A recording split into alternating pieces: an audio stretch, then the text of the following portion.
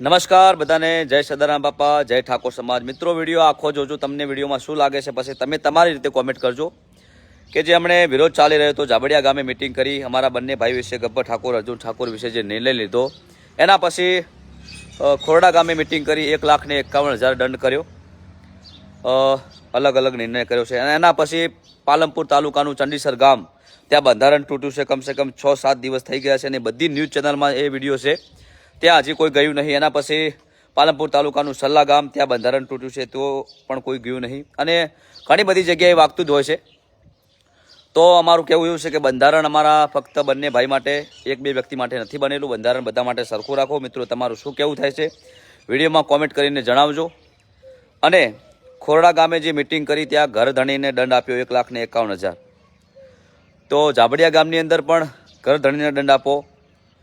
અમે તો ગાવા ગયા હતા ને, ગાવા તો તમે કહો તમારા ઘરે બોલાવો તો અમે તમારા ઘરે પણ આવી જઈએ.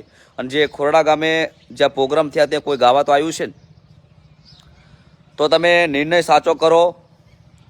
અને એમાંથી 90% પબ્લિકને ખબર છે કે કોણ સાચું છે અને કોણ ખોટું છે. પણ અમુક જે 10% પબ્લિક છે એમને કેવું લાગે છે કે ગબ્બર ઠાકોર, અર્જુન ઠાકોર સમાજની માફી માગવા તૈયાર નહીં. તો એવું કોને કીધું? સમાજની માફી કેમ ના માગીએ? સમાજ અમારો માને બાપ છે, સમાજ ભગવાન છે. સમાજની માફી માગવાથી કોઈ અમે નેના નહીં થઈ જઈએ. અને જિંદગીભર સમાજ ભેળું જ રહેવાનું છે. પણ તમે પહેલાં સાચો નિર્ણય કરો.